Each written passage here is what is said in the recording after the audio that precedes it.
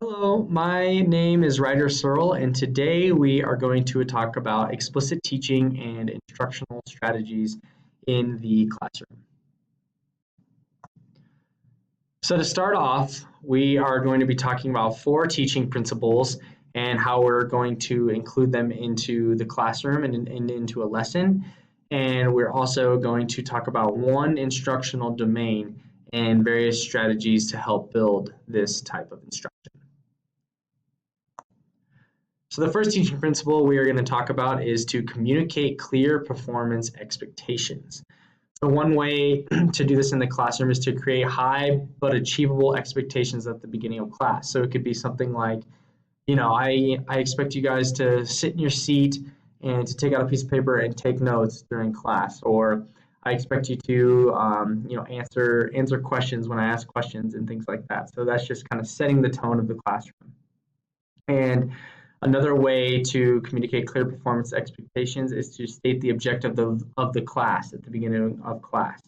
So an example could be like, today we're going to multiply numbers within 10. Like we have to master this skill.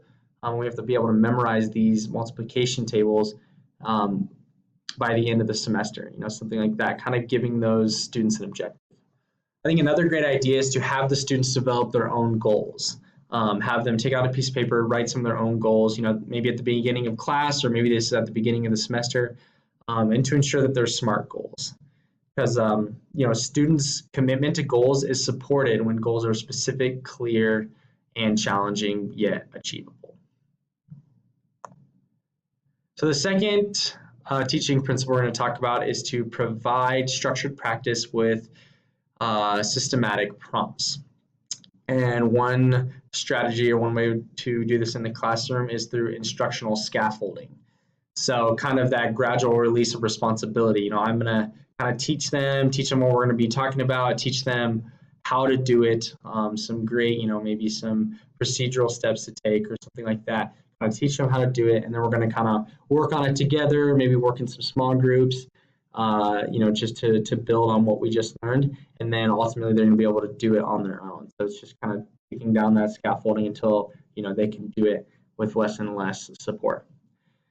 Another way is through asking questions, like questions like, okay, what is the first step, everyone? Or what's the first step I'm going to take here? How do we find this number? Something like that, because this kind of gets them thinking and it promotes participation and engagement because they have to answer when I ask questions like that. So this kind of gets them involved. And another teaching principle is to monitor student performance throughout the lesson. So one way to do this is through the pre and post assessment. So when you give the student the pre-assessment, or the students the pre-assessment, you can kind of see where they're at. And then when you give them the post-assessment at the end, you see what they've learned throughout the lesson. So this is a great way to monitor student performance. Another way is through data-based decision-making. So data-based decision-making is defined as all of the instructional decisions made by the teacher prior to instruction, during instruction, and following instruction are based on the student's demonstrated performance. So basically how they are performing in the classroom, how they're demonstrating that, that's how we're making our decisions. It's very data-based. So we're not just making them willy-nilly. We're like, oh, this is where they're at, so I'm going to change my instruction to help them. And so it's evaluating and monitoring student performance leads to decisions that shape the course of instruction. It is very important to provide positive and correct feedback. So positive feedback would be something like verbal praise. It could be like, great job, Jimmy, like, way to go, you got that answer right, or like, man, that's awesome. So something like that. Distribution of points and tokens. There's token economies or different economies in the classroom where you can earn points or tokens and win prizes and things like that. That's a good way to provide positive feedback. Physical gestures like a thumbs up or a pat on the back or maybe a smile, something like that. And then another strategy is if the student is wrong, then it is super important to provide corrective feedback.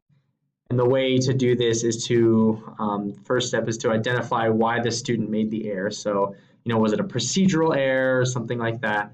And then from there, you're going to prompt or model the correct response. So you're going to be like, okay, yeah, like oh, so close, Jimmy, that you almost got it. Like, thanks for the answer, but we're looking a little more for this, or you're going to prompt and model how to do it correctly, and then provide an opportunity for the student to practice with a new problem. Don't just leave them there. Give them another problem so that they can feel that satisfaction of like, oh, now I know how to do it. Now we're going to talk about one of the instructional domains of enhancing problem-solving abilities. So mathematical problem solving is a process that involves applying previous knowledge, skills, and strategies to novel problems. And one way to enhance problem solving abilities in the classroom is through word problems. And basically, a word problem is just like a short paragraph that describes a particular situation and then it poses a question. So word problems are a great way to enhance problem solving abilities because it makes you kind of have to think harder and deeper about how to set up the problem. I remember when I was in middle school and high school, I could, if I just had the equation or like the problem set out, then I could just solve it. You can just solve it right there. But with a word problem, you kind of have to think, okay, what are they asking me to do? Then you have to set up kind of the equation or the problem, and then you can solve. So it kind of requires you to think about it a little more. Another strategy some other strategies to enhance problem solving is through functional application. So teaching those important life skills, and those life skills are or tasks that contribute to an individual's successful independent functioning across a variety of situations. So it can be math concepts like time, money, measurement, and more.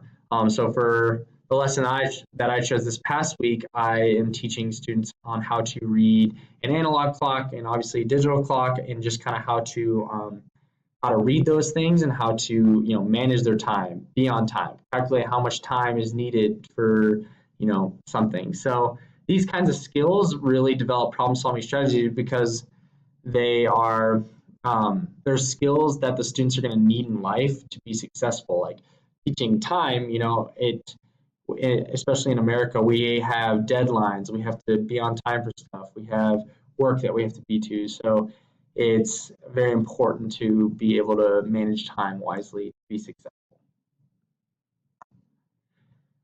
So to conclude all of this, these principles and domains are super important to teach, and are super important to add into the classroom and to think about, because they allow for clear and organized lessons that promote student learning and increase the likelihood of academic success for all students. So it's very important to design lessons that help students in each of these domains to grow their overall knowledge. Like a lot of teachers, they kind of stick to their guns. They stick to their things that they're really good at and what they can teach really well. But it's important to be able to kind of diversify or differentiate things so that you are developing the student overall and as a full individual, because there's so many styles of learning, there's so many ways to learn, and there's so many types of knowledge, declarative knowledge and problem solving and procedural knowledge and things like that. So it's important to kind of incorporate all those things and to provide those teaching principles so that the lesson's clear and organized, and it just promotes student success. And here's my references. Thank you so much for listening.